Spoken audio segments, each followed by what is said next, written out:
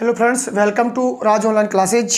साथियों, हम बात करने वाले हैं कि आने वाले इस वर्ष में प्रतियोगी जो परीक्षाएं हैं वो कौन कौन सी प्रतियोगी परीक्षाएं होने वाली हैं। जैसे टीचर ग्रेड फर्स्ट और सेकंड रेट या आईटेट जो है जुलाई में प्रस्तावित है। इसके अलावा अनुदेशक कंप्यूटर जो भर्ती है वो जून में प्रस्तावित है। लगभग 18 जून के लगभग ये परीक्षा होने वाली है। अभी संभावित डेट आई है और इसके अलावा फिक्स डेट कर दी जाएगी, जून में होने वाली है। इसके अलावा बिजली विभाग में लाइनमैन भर्ती है और राजस्थान पुलिस की 13 से 16 मई को होने वाली परीक्षाएं हैं।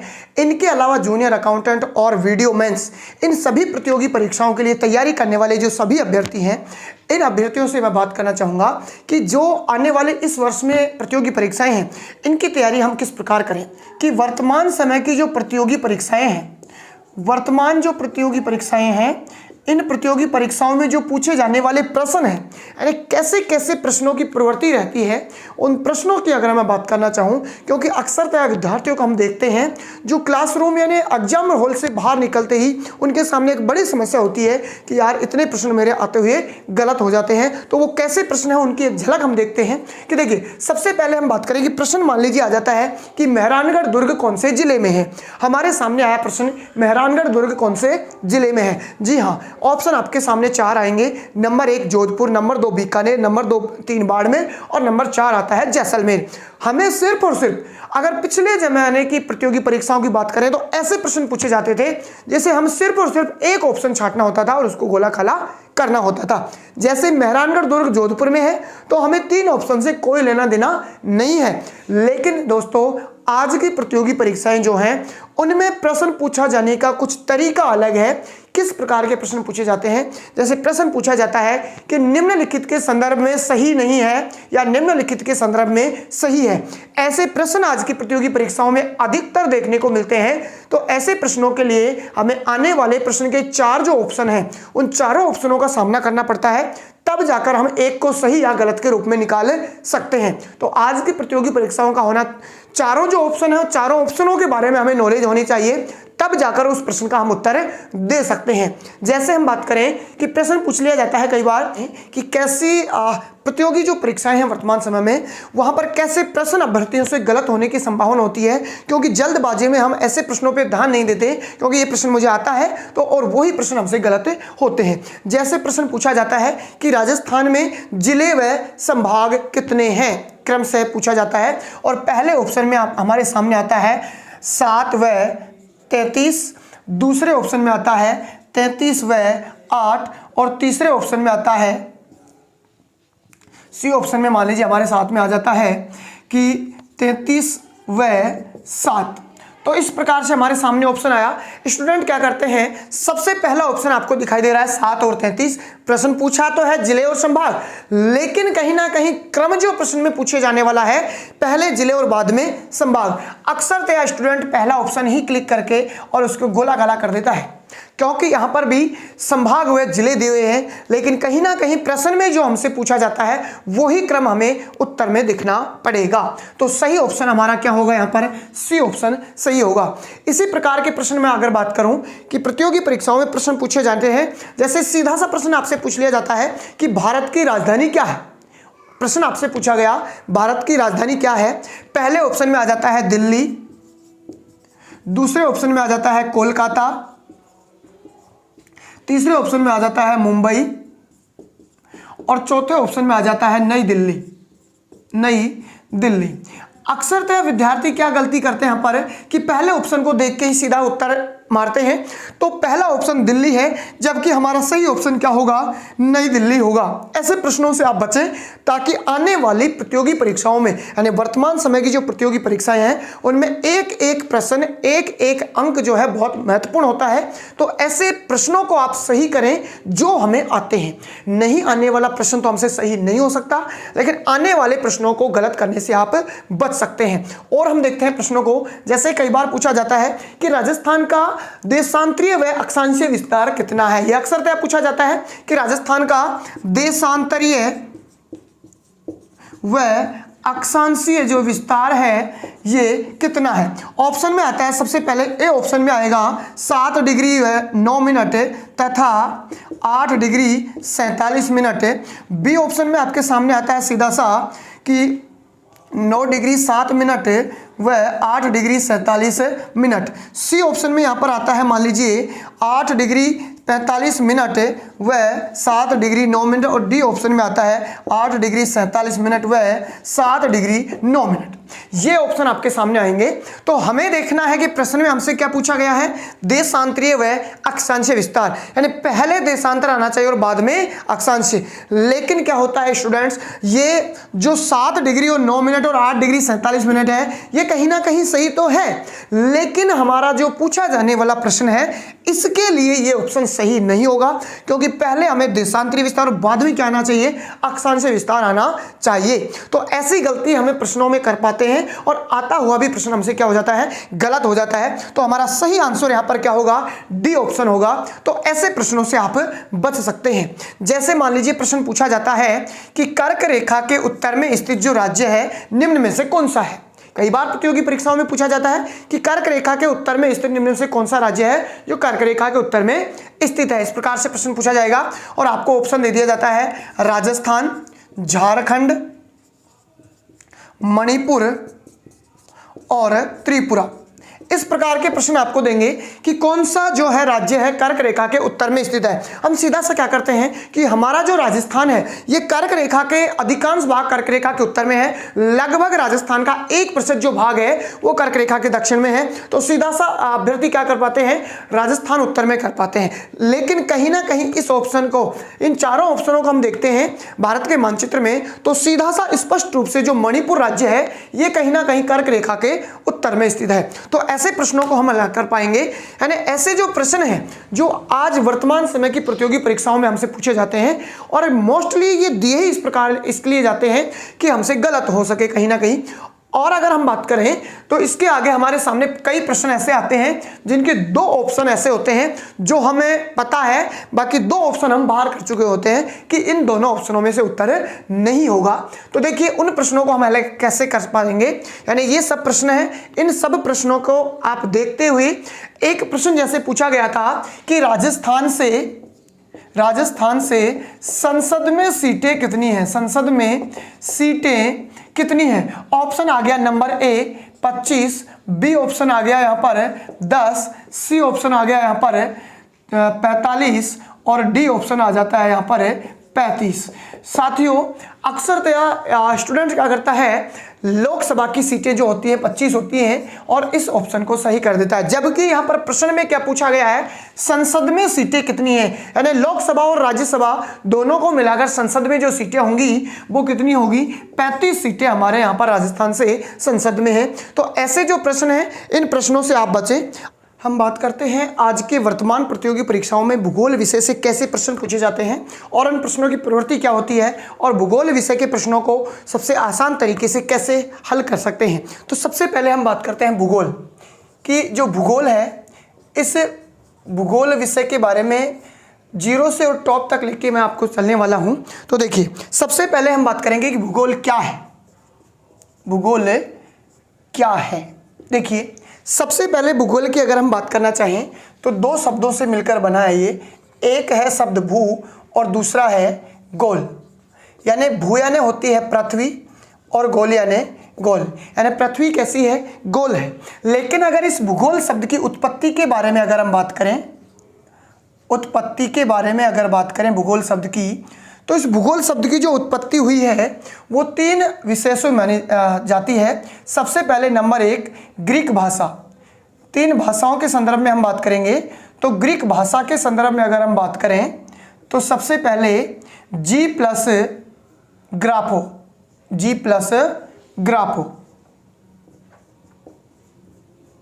यानी ग्रीक भाषा का जी प्लस ग्राफो शब्द होता है जो भूगोल का बना हुआ है। इसके बाद में हम बात करें नंबर 2 पर तो अंग्रेजी भाषा का, अंग्रेजी जो भाषा है और अंग्रेजी भाषा में जो भूगोल है ये जी से बनता है जियो। जी से क्या बन जाएगा, जियो प्लस ग्राफो से बनता है ग्राफी, ग्राफो से बनता है ग्राफी। यानी अंग्रेजी भाषा में जियो प्लस ग्राफी होगा। और तीसरे विषय के भाषा के अगर हम बात करें तो हिंदी भाषा और हिंदी भाषा के संदर्भ में अगर हम उत्पत्ति की बात करें तो जियो का अर्थ होता है पृथ्वी। जियो का अर्थ क्या होगा? पृथ्वी। और ग्राफी का अर्थ होता है वर्णन करना। वर्णन कह दीजिए या अध्ययन कह सकते हैं, वर्णन या अध्ययन करना होता है। तो देखिए, हम सबसे पहले बात कर रहे हैं जो ज्योग्राफी शब्द है, इस भूगोल शब्द की उत्पत्ति के बारे में। ग्रीक भाषा के अनुसार हम बात करें तो जी प्लस ग्राफो इसकी उत्पत्ति के बारे में माना जाता है। और अंग्रेजी भाषा में अगर हम बात करें तो जी से बनता है जियो और ग्राफो से बनता है ग्राफी। हिंदी भाषा के संदर्भ में अगर हम बात करें तो जियो का अर्थ होता है पृथ्वी और ग्राफी का अर्थ होता है वर्णन या अध्ययन। चलिए हम बात करते हैं कि ये भूगोल जो है इसका सामान्य जो अर्थ होता है, भूगोल का अर्थ क्या होगा? तो भूगोल के अर्थ के संदर्भ में हम बात करते हैं पृथ्वी का वर्णन या अध्ययन करना। यानी भूगोल का सामान्य सा जो अर्थ होगा, पृथ्वी का वर्णन या अध्ययन करना। पृथ्वी का वर्णन या अध्ययन करना क्या कहलाएगा? भूगोल कहलाता है। सीधा सा हम कह सकते हैं कि हमारी पृथ्वी का वर्णन या अध्ययन करना क्या कहलाएगा? भूगोल कहलाता है। चलिए हम बात करते हैं परिभाषा के संदर्भ में कि भूगोल की जो परिभाषा है, परिभाषा, भूगोल की परिभाषा के संदर्भ में हम सीधा सा कह सकते हैं कि भूगोल वह विषय है, भूगोल वह विषय है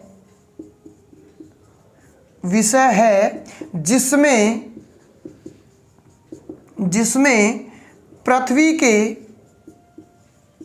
धरातल का अध्ययन किया जाता है, अध्ययन किया जाता है। यानी सामान्य से भाषा में परिभाषा के रूप में हम कह सकते हैं कि भूगोल वह विषय है जिसमें पृथ्वी के धरातल का क्या किया जाता है? अध्ययन किया जाता है। या फिर हम परिभाषा के रूप में कह सकते हैं कि जो भूगोल है वो भूतल का विज्ञान है। भूगोल क्या है? भूतल का विज्ञान है। भूतल का विज्ञान कहा जाता है भूगोल को, विज्ञान है। अब भू यानी पृथ्वी और तल यानी धरातल, यानी पृथ्वी के धरातल का विज्ञान है भूगोल, क्योंकि पृथ्वी के धरातल के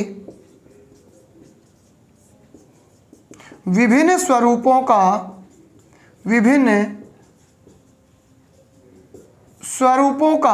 अब विभिन्न स्वरूपों की अगर हम बात करें कि विभिन्न स्वरूप हम क्या क्या ले सकते हैं यहाँ पर है, तो पर्वत है, पहाड़ है, पठार है, मैदान है, नदियाँ हैं, झीलें हैं।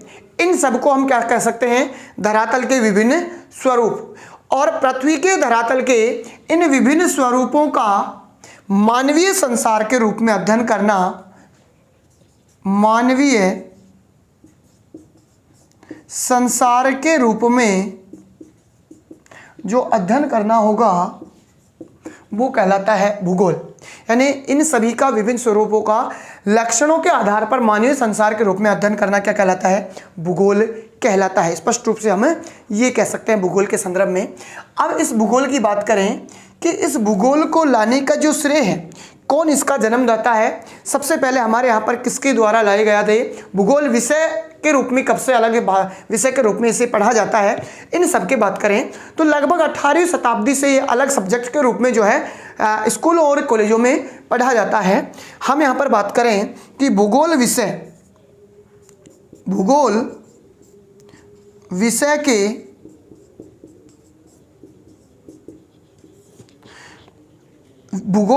के नामकरण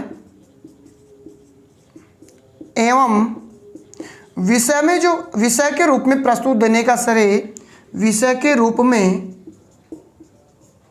प्रस्तुत करने का जो श्रेय दिया जाता है, प्रस्तुत करने का जो श्रेय दिया जाता है, यानी मोस्टली रूप से हम कह सकते हैं कि भूगोल को विषय के रूप में या नामकरण के रूप में प्रस्तुत करने का जो श्रेय दिया जाता है वो यूनान या ग्रीक के विद्वानों को दिया जाता है।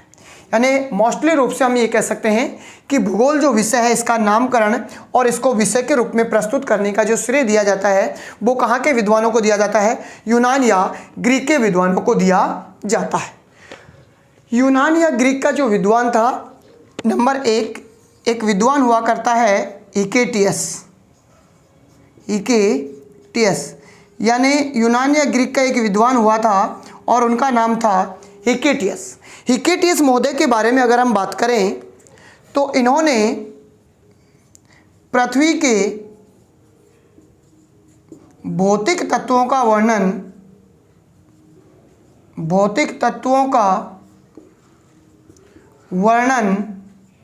सर्वप्रथम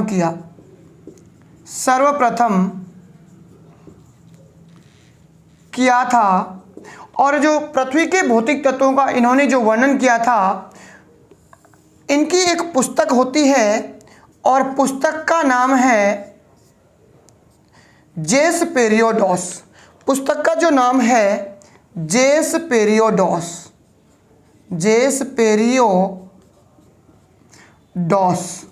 यानी इनकी जो पुस्तक है जिसमें इन्होंने वर्णन किया है और पुस्तक का नाम क्या है? जेस पेरियोडोस। इस पुस्तक में इन्होंने पृथ्वी के भौतिक तत्वों का सबसे पहले वर्णन किया था। इसलिए हिकेटियस महोदय को भूगोल का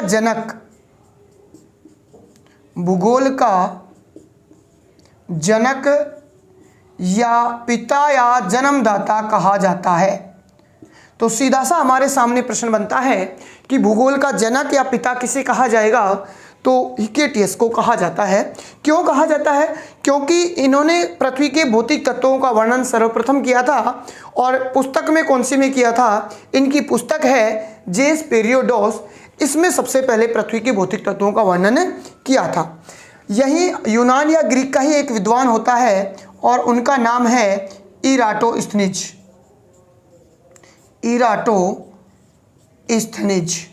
यानी दूसरे जो विद्वान है यहाँ के, और उनका नाम है इराटोस्थनीज। अगर इनकी हम बात करें तो इन महोदय ने भूगोल को क्रमबद्ध या व्यवस्थित रूप में प्रस्तुत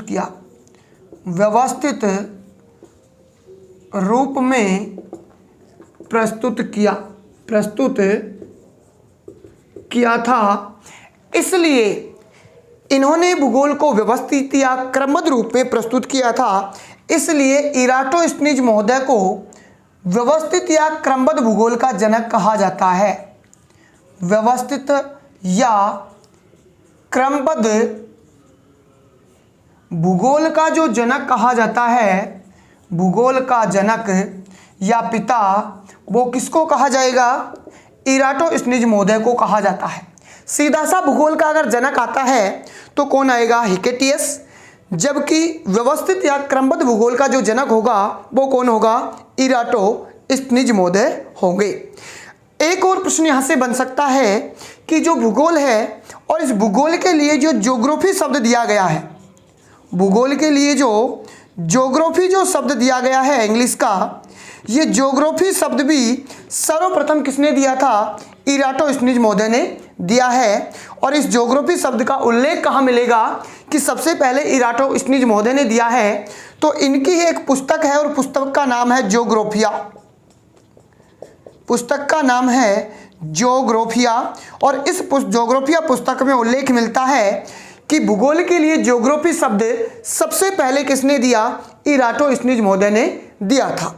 तो यहाँ से ये प्रश्न बन सकता है। एक और प्रश्न यहाँ से बनाया जा सकता है और अक्सर एग्जाम में पूछा भी जाता है कि जो ज्योग्राफी शब्द है, ये ज्योग्राफी शब्द किस भाषा का शब्द है? कई बार पूछा जाता है ये कि ज्योग्राफी शब्द किस भाषा का शब्द है। तो साथियों सीधा सा याद रखें, ज्योग्राफी शब्द ग्रीक भाषा का शब्द है। कौन सी भाषा होगी इसकी? ग्रीक भाषा का शब्द है। जब हम बात कर रहे थे कि यूनान या ग्रीक के विद्वानों की देन है, तो भाषा भी कौन सी होगी? ग्रीक भाषा। यानी ये ज्योग्राफी शब्द है, ये कौन सी भाषा का शब्द होगा? ग्रीक भाषा का शब्द होगा। सबसे पहले हमने देखा कि भूगोल क्या है, तो भूगोल भू यानी पृथ्वी और गोल यानी गोल, यानी सामान्य से अर्थ में पृथ्वी कैसी है, गोल है। लेकिन इसकी उत्पत्ति के संदर्भ में अगर हम बात करें तो सबसे पहले कौन सी भाषा के संदर्भ में बात की हमने, ग्रीक भाषा के संदर्भ में होगा, जी प्लस ग्राफो होगा। और अंग्रेजी भाषा में जी से बनता है जियो और ग्राफो से क्या बनता है, ग्राफी। और हिंदी भाषा में जियो का अर्थ होगा पृथ्वी और ग्राफी का अर्थ होगा वर्णन या अध्ययन करना। इसके बाद में भूगोल का जो अर्थ कह सकते हैं हम, पृथ्वी का वर्णन या अध्ययन करना हमारे सामने भूगोल का अर्थ कह सकते हैं। परिभाषा के रूप में अगर हम बात करें तो भूगोल वह विषय होगी जिसमें पृथ्वी के धरातल का क्या किया जाता है, अध्ययन किया जाता है। यानी एक और परिभाषा के रूप में हम ये कह सकते हैं कि भूगोल भूतल का विज्ञान है। भू यानी पृथ्वी और तल यानी धरातल, पृथ्वी के धरातल का विज्ञान है, क्योंकि इसमें पृथ्वी के धरातल के विभिन्न स्वरूपों, अब विभिन्न स्वरूप कौन कौन से हो सकते हैं, पर्वत, पठार, मैदान, नदियां, झीलें, ये सब हमें जो धरातल के ऊपर दिखाई देते हैं लाक्षणिक रूप में, विभिन्न स्वरूपों का लाक्षणिक रूप में मानवीय संसार के रूप में अध्ययन करना क्या कहलाता है, भूगोल कहलाता है।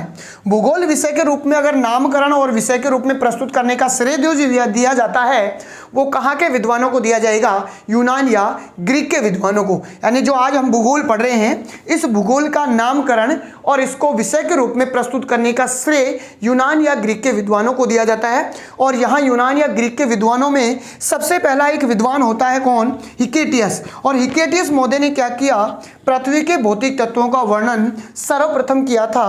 और किया कौन सी पुस्तक में, इनकी पुस्तक है जेस पेरियोडोस। इस पुस्तक में इन्होंने सबसे पहले पृथ्वी के भौतिक तत्वों का वर्णन किया था, इसलिए इस हिकेटियस महोदय को कहा जाता है भूगोल का जनक या पिता कहा जाता है। दूसरा यहाँ का विद्वान होता है इराटोस्थनीज। और इराटोस्थनीज की बात करें तो भूगोल को क्रमबद्ध एवं व्यवस्थित रूप में प्रस्तुत करने का श्रेय दिया जाता है, वो किसको दिया जाता है, इराटोस्थनीज महोदय को दिया जाता है। इसलिए इनको व्यवस्थित या क्रमबद्ध भूगोल का जनक भी कहा जाता है। यानी व्यवस्थित या क्रमबद्ध भूगोल का जनक हुआ तो कौन, इराटोस्थनीज। और सीधा सा भूगोल का जो जनक होगा वो कौन होगा, हिकेटियस होंगे। इराटोस्थनीज के संदर्भ में अगर हम और बात करें तो भूगोल को जो ज्योग्राफी शब्द देने वाले हैं सबसे पहले वो कौन है, इराटोस्थनीज। और इसका उल्लेख इनकी पुस्तक में मिलता है, ज्योग्राफिया जो पुस्तक है इसमें उल्लेख मिलता है कि सबसे पहले भूगोल को ज्योग्राफी शब्द किसने दिया था, इराटोस्थनीज महोदय ने दिया था। और ज्योग्राफी जो शब्द है वो कौन सी भाषा का शब्द है, ग्रीक भाषा का शब्द है। यहाँ तक हमने देखा कि ज्योग्राफी कौन सी भाषा का शब्द होगा, ग्रीक भाषा का क्या होगा, शब्द होगा। अब अगर हम बात करें कि आधुनिक भूगोल का जनक, हमने देखा कि भूगोल का जनक या पिता है हिकेटियस और व्यवस्थित या क्रमबद्ध भूगोल का जनक है वो है इराटोस्थनीज। लेकिन हम कहते हैं कि आधुनिक जो भूगोल का जनक है, आधुनिक भूगोल का जनक, भूगोल का जो जनक है वो है अलेक्जेंडर हम्बोल्ट। यानी आधुनिक भूगोल के जो जनक हैं वो कौन है, अलेक्जेंडर हम्बोल्ट। और ये महोदय हैं जर्मनी के, ये कहाँ के हैं, जर्मनी के। तो तीनों को आपको याद रखना है, आधुनिक भूगोल का जनक है अलेक्जेंडर हम्बोल्ट, जर्मनी के हैं। और भूगोल का जनक है हिकेटियस। और व्यवस्थित या क्रमबद्ध भूगोल का जो जनक है वो है इराटोस्थनीज। मोस्टली सामान्य तौर पर हमारा जो ये भूगोल है, इस भूगोल को हम दो शाखाओं में विभाजित करते हैं। भूगोल को कितनी शाखाओं में विभाजित करते हैं, मोस्टली मुख्यतः दो भाषाओं में विभाजित करते हैं। एक होता है भौतिक भूगोल, भौतिक भूगोल, और एक होता है मानव भूगोल, मानव भूगोल। मोस्टली दो शाखाओं में विभाजित करते हैं हम, एक भौतिक भूगोल और एक मानव भूगोल। भौतिक भूगोल का जो जनक है, भौतिक भूगोल के जो जनक हैं वो है पॉलीडोनियस, पॉलीडोनियस। और मानव भूगोल के जो जनक हैं वो है रेटजेल। मानव भूगोल के जनक कौन होंगे, रेटजेल। और भौतिक भूगोल के जनक कौन है, पॉलीडोनियस। देखिए कुछ चीज़ें हमें माइंड में स्थापित करने के लिए, मस्तिष्क में चिन्ह मस्तिष्क में चिन्ह बनाने के लिए कुछ चीज़ें हमें माइंड में चिन्ह बनाने पड़ेंगे याद रखने के लिए। तो भौतिक यानी ये जो दीवार है, ये बोर्ड है, ये कैसे अवस्था में है? भौतिक अवस्था में है। तो भौतिक चीज़ों को हम क्या कर देते हैं? पॉलिश कर देते हैं। क्या करते हैं? पॉलिश। तो सीधा सा याद रखें कि भौतिक भूगोल का जनक कौन होगा? पॉलीडोनियस होगा। और जेल में जाता है कौन? जेल में कौन जाता है? मानव। तो सीधा सा रखें कि मानव भूगोल का जनक कौन है?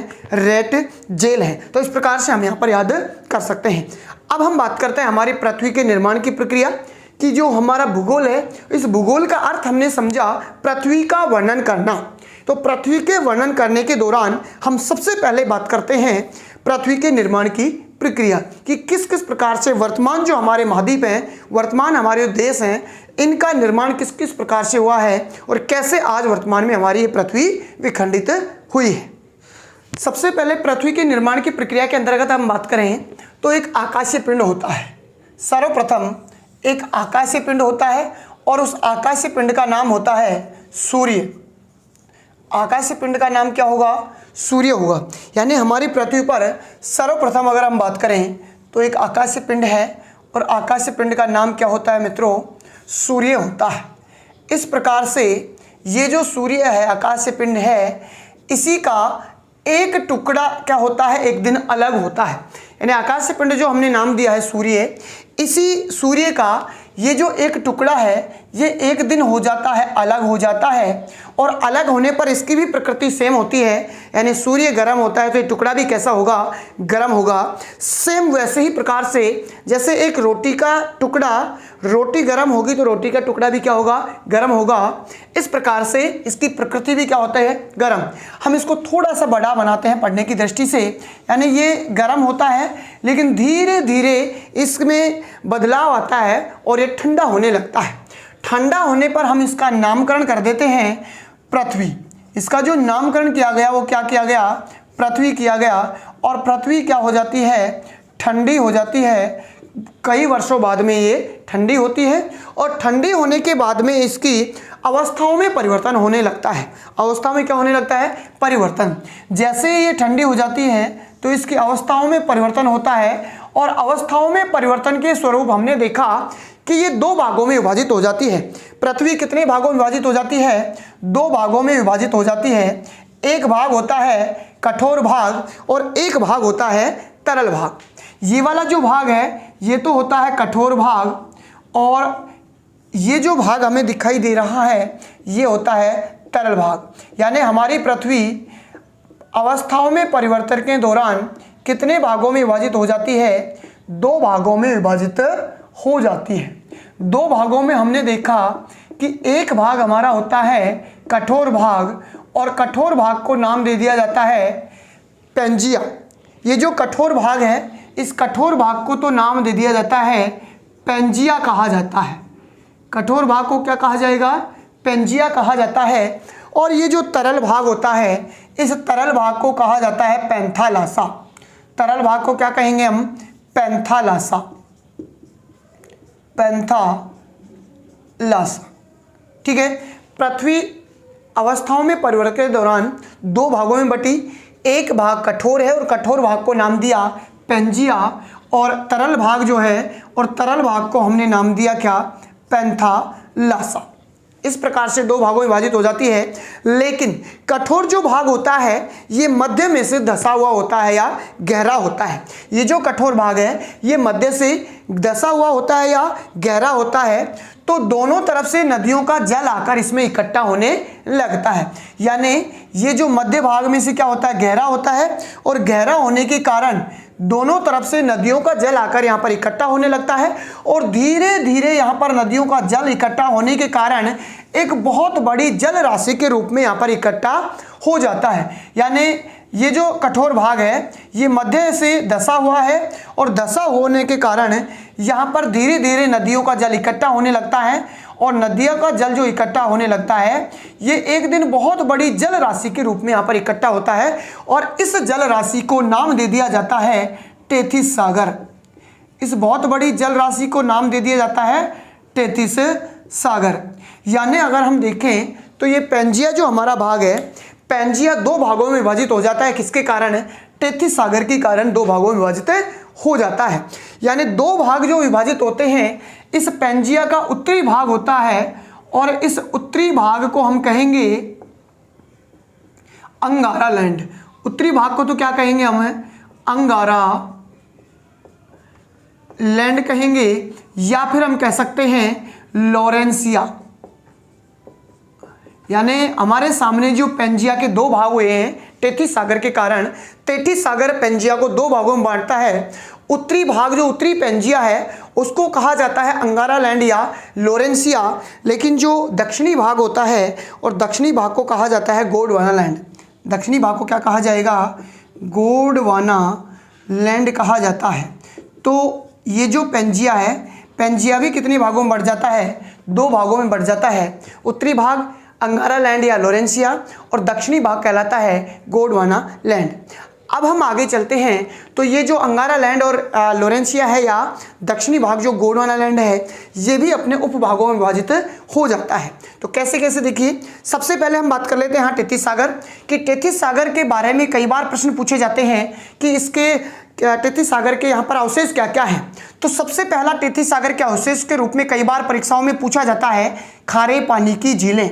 यानी हमारे यहाँ पर खारे पानी की जो झीलें पाई जाती हैं वो किसके अवशेष के रूप में हैं, टेथिस सागर के अवशेष के रूप में है। नंबर 2 अगर हम बात करें टेथिस सागर के अवशेष के रूप में, तो यहाँ पर जो मरुस्थलीय क्षेत्र पाए जाते हैं, मरुस्थलीय क्षेत्र, ये मरुस्थलीय क्षेत्र भी किसके अवशेष के रूप में माने जाएंगे, टेथिस सागर के अवशेष के रूप में माने जाते हैं। जैसे हमारे राजस्थान का पश्चिमी में क्षेत्र में जो पूरा का पूरा डेजर्ट वाला भाग है, ये पूरा का पूरा टेथिस सागर के अवशेष के रूप में माना जाता है। तो सीधा सा टेथिस सागर, खारे पानी की झीलें और जो मरुस्थलीय क्षेत्र हैं, ये इसके क्या है, अवशेष के रूप में माने जाते हैं।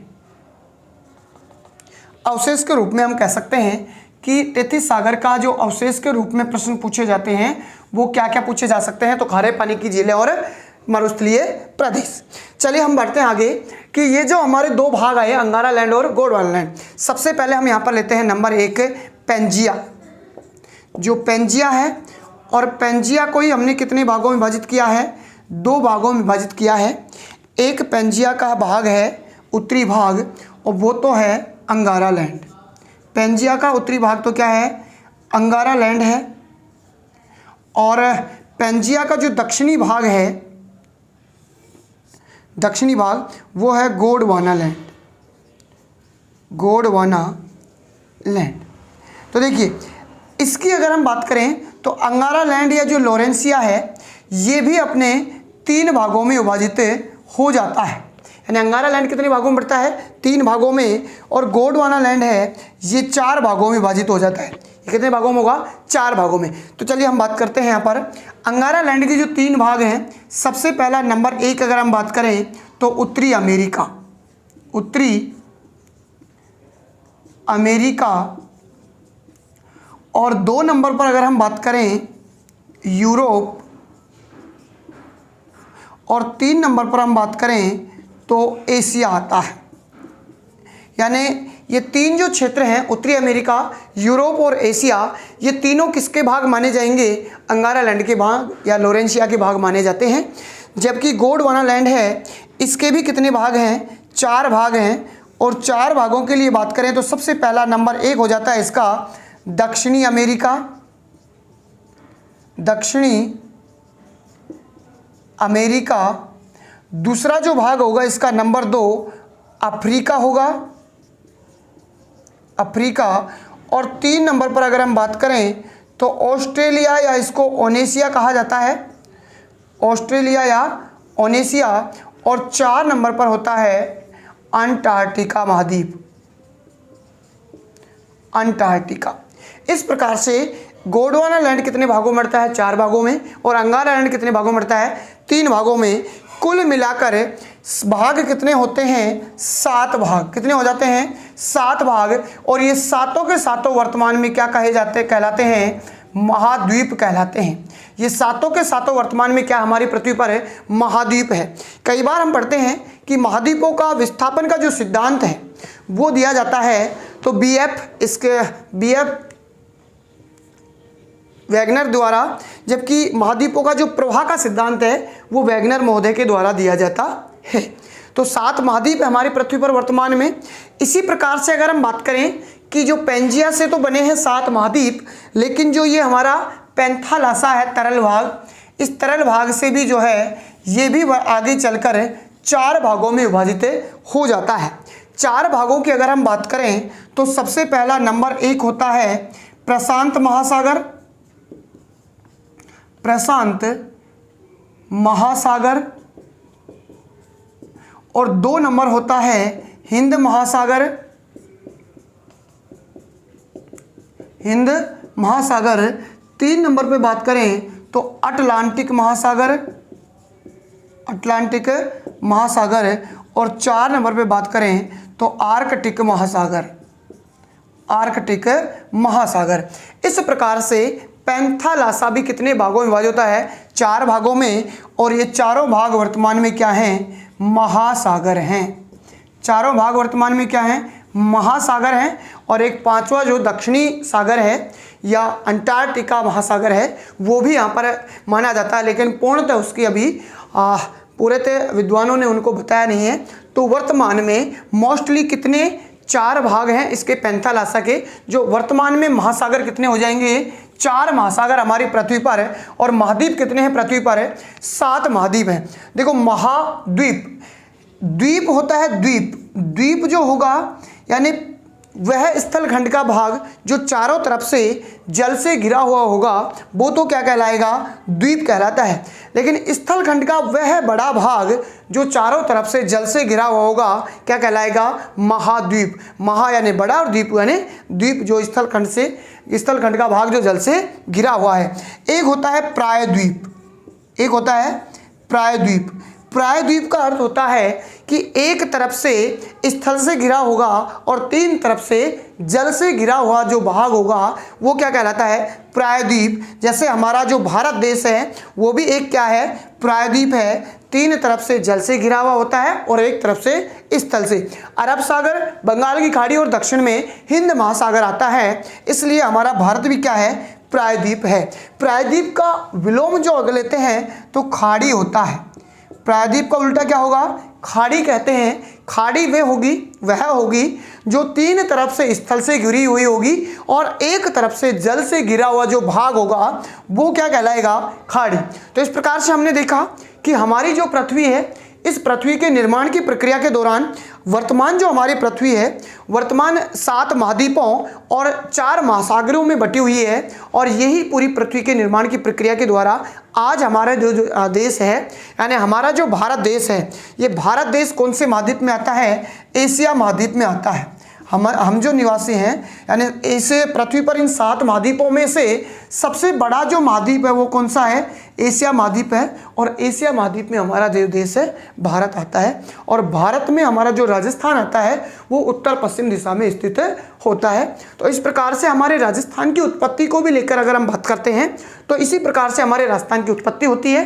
किस प्रकार से? अंगारा लैंड और गोंडवाना लैंड और इसके 7 महाद्वीप होते हैं। महाद्वीपों में सबसे बड़ा महाद्वीप एशिया होता है और एशिया महाद्वीप में हमारा देश होता है भारत, और हमारे भारत के उत्तर पश्चिम दिशा में होता है हमारा राजस्थान। तो इसी प्रकार से आज की क्लास यहीं तक। अगली क्लास में हम बात करेंगे हमारी पृथ्वी पर अक्षांश और देशांतर रेखाएं, यानी मोस्टली जो रीट भर्ती परीक्षा फर्स्ट ग्रेड, सेकंड ग्रेड और वीडियो की जो परीक्षा मेंस होने वाली है, इसके मोस्टली जो टॉपिक है उनको हम लेके चलेंगे।